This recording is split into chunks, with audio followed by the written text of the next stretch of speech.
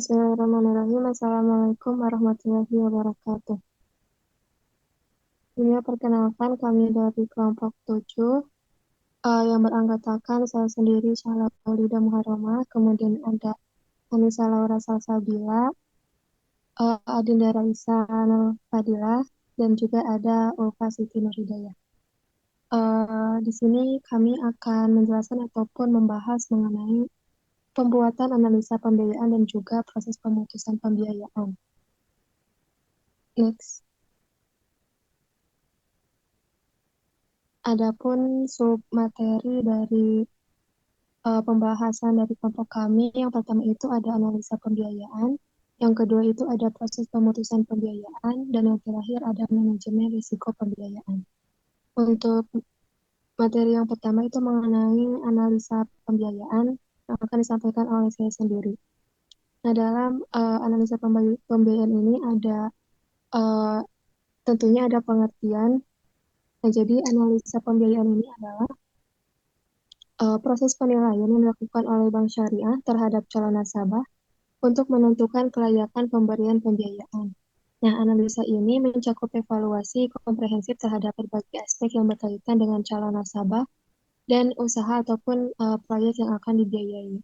Nah, dalam perbankan syariah itu sendiri, analisa pembiayaan ini merupakan serangkaian prosedur yang sistematis yang dilakukan oleh Bank Syariah untuk menilai kelayakan calon nasabah dalam menerima pembiayaan. Nah, proses ini melibatkan evaluasi multidimensi yang tidak hanya mencakup aspek finansial, tapi juga kepatuhan terhadap prinsip-prinsip syariah.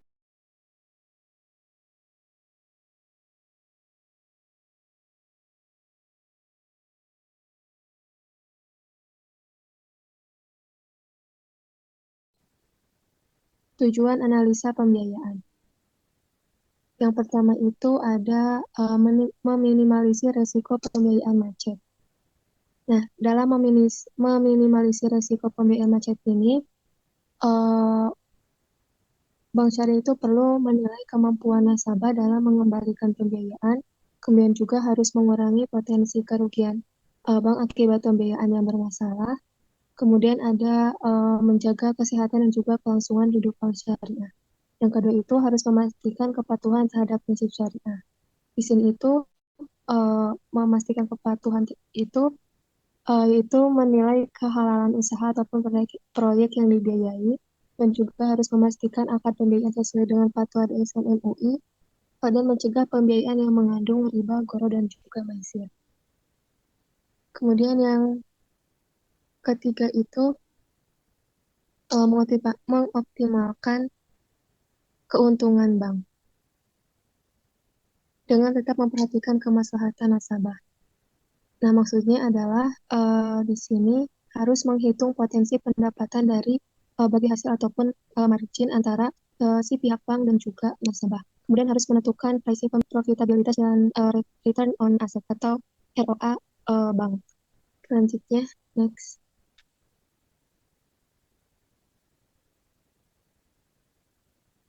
Selanjutnya itu prinsip analisa pembiayaan. Yang pertama itu ada karakter.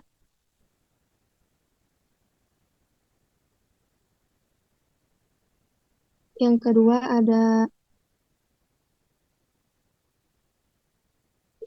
ada capacity. Ketiga itu kapital atau modal. Yang keempat ada collateral, dan yang terakhir ada condition. Mungkin itu saja yang bisa saya sampaikan. Selanjutnya saya kembalikan.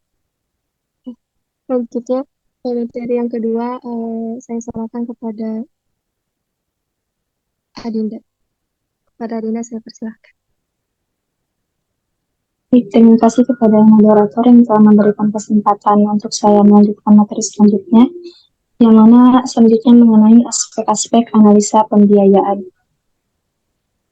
Nah, analisa pembiayaan ini dilakukan untuk menilai kelayakan pemberian pinjaman ataupun pembiayaan kepada calon debitur.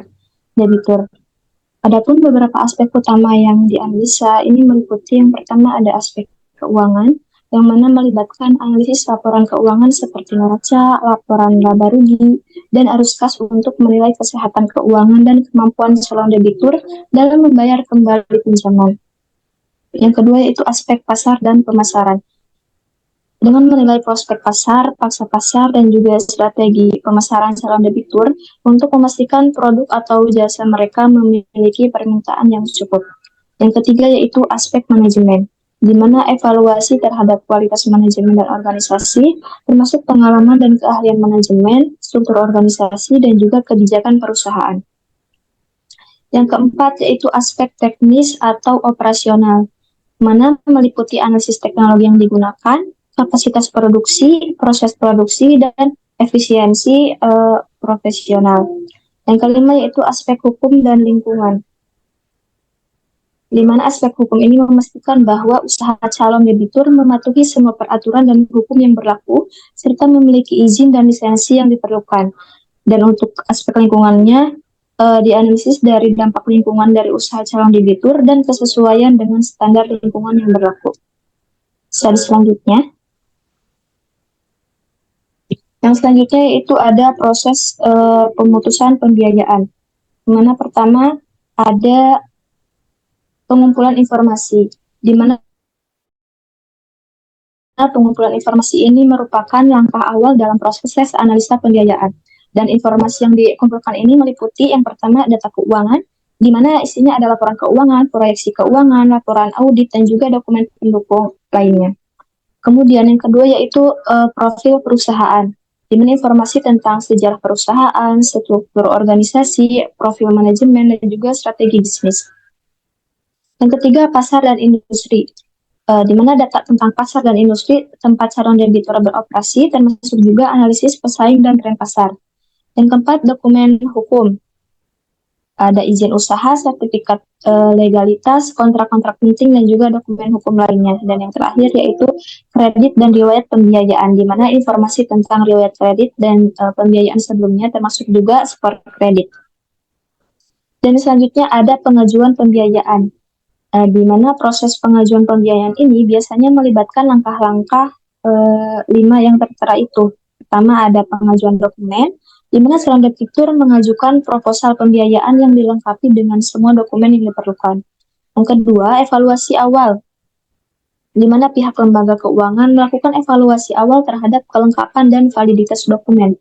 Yang ketiga, wawancara dan inspeksi. Itu dilakukannya wawancara dengan manajemen calon debitur dan juga inspeksi langsung ke lokasi usaha untuk memperoleh gambaran lebih mendalam. Yang keempat, analisa dan penilaian.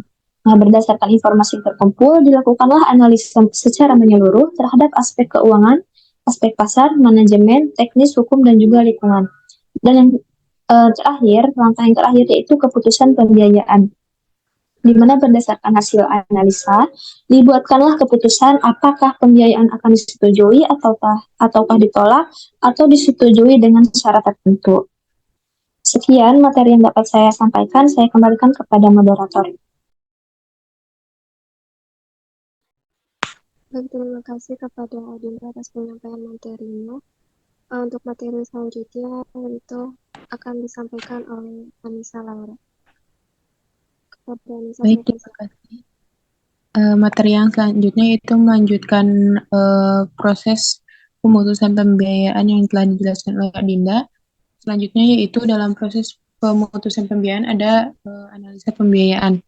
Nah, analisa pembiayaan dalam proses pemutusan pembiayaan ini digunakan untuk menilai seberapa besar kemampuan dan kesediaan dari debitur mengembalikan pembiayaan yang mereka pinjam dan membayar margin keuntungan dan bagi hasil sesuai dengan isi perjanjian pembiayaan.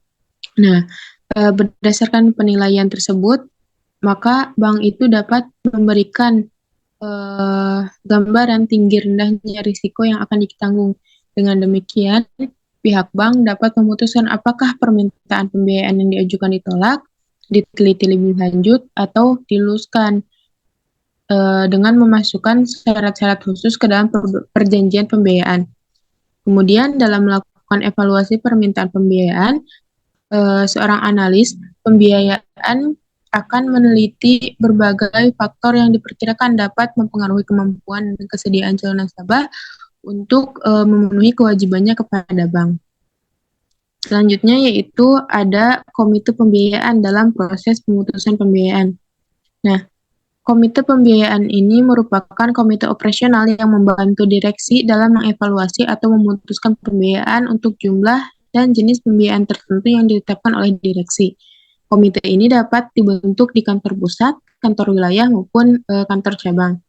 Kemudian, komite pembiayaan ini merupakan lembaga yang berwenang dalam memberikan persetujuan pembiayaan yang diajukan oleh anggota maupun calon anggota.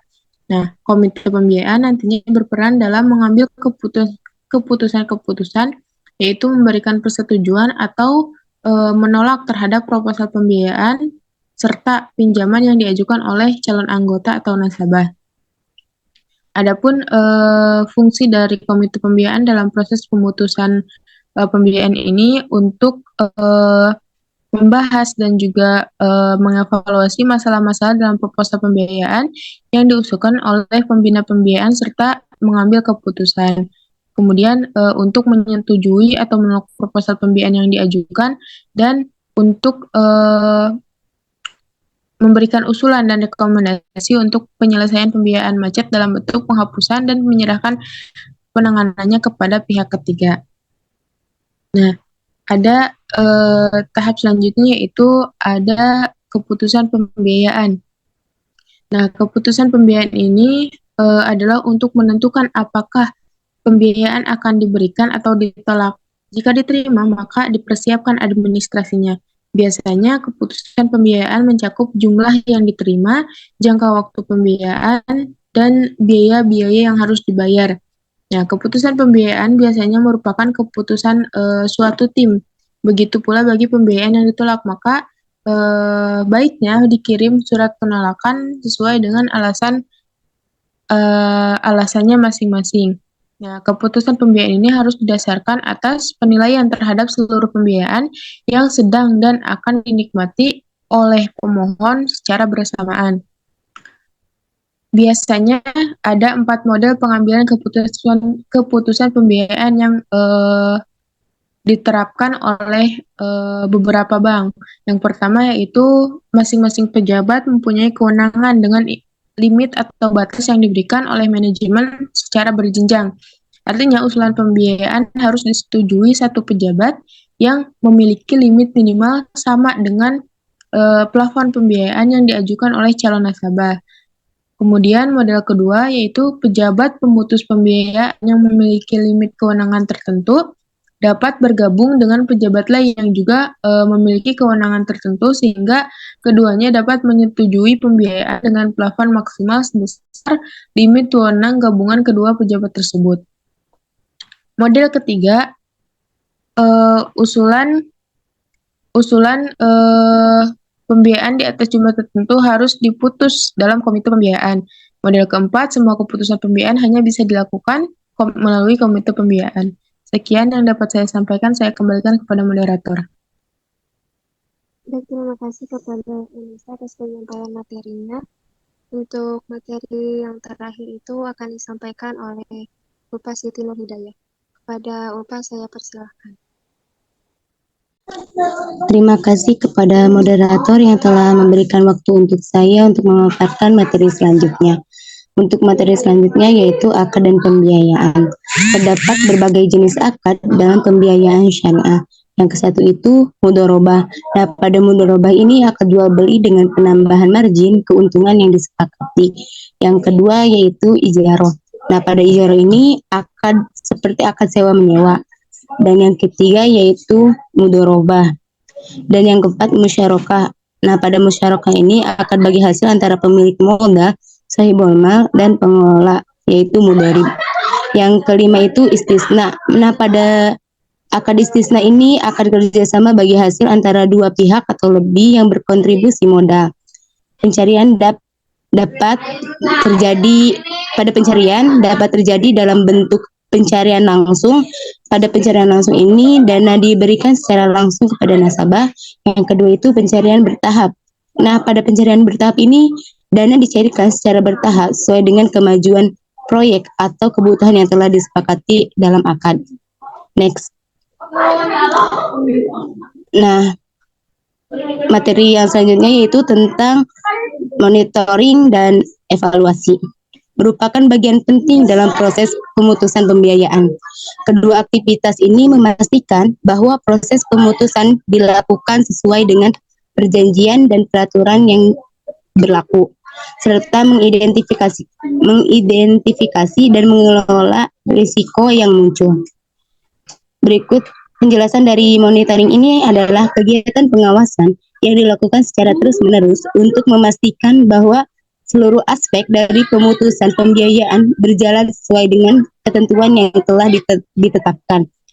Nah, untuk monitoring ini, dalam proses pemutusan pembiayaan ini ada beberapa langkah. Yang satu, pemantauan pembayaran. Nah, pada pemantauan pembayaran ini memastikan nasabah melakukan pembayaran sesuai dengan jadwal yang telah disepakati. Dan langkah yang selanjutnya itu evaluasi kinerja nasabah. Nah, pada evaluasi kinerja nasabah, menilai kemampuan nasabah dalam memenuhi kewajibannya. Yang terakhir langkah terakhir yaitu pemeriksaan administrasi. Memastikan semua dokumen catatan terkait pembiayaan tersimpan. Nah, yang evaluasi ini adalah kegiatan penilaian yang dilakukan untuk mengukur efektivitas dan efisiensi proses pemutusan pembiayaan serta dampak terhadap kedua pihak. Yang next, pada materi yang selanjutnya yaitu manajemen risiko.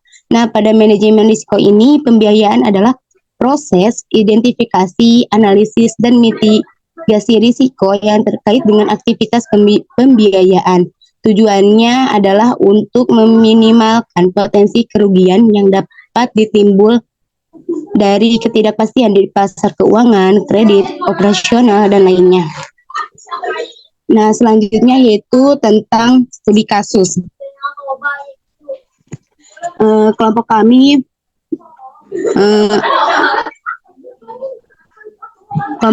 ini membuat studi kasus tentang pemilik usaha minimarket yang akan digunakan modal pembiayaannya itu pada tanggal 11 April 2023 ini sebesar 500 juta.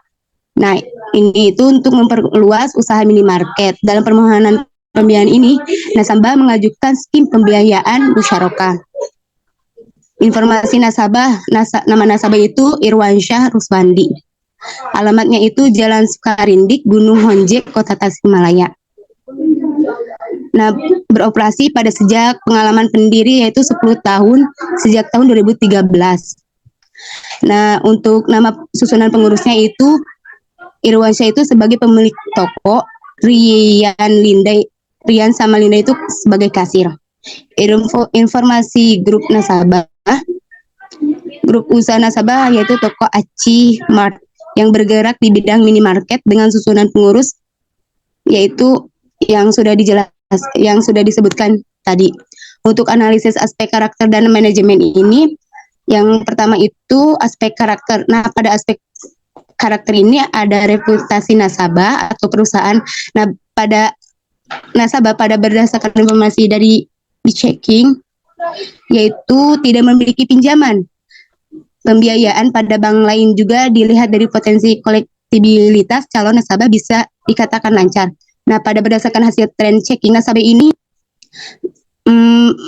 mempunyai yang dilakukan pada 10 pemasok terbanyak dan terbesar di wilayah Kota Tasikmalaya. Dan berdasarkan hasil checking lingkungan, nasabah ini memiliki reputasi yang baik di kalangan masyarakat sekitar. Dan profesionalisme pengurus atau pemilik ini menjalankan usaha selama 5 tahun, juga mengelolanya secara langsung. Pada sumber daya manusia, bisa disimpulkan bahwa calon nasabah mempunyai reputasi yang baik dan profesional dalam menjalankan usahanya yang dibuktikan dengan semakin meningkatnya usaha dan penghasilan yang bertambah.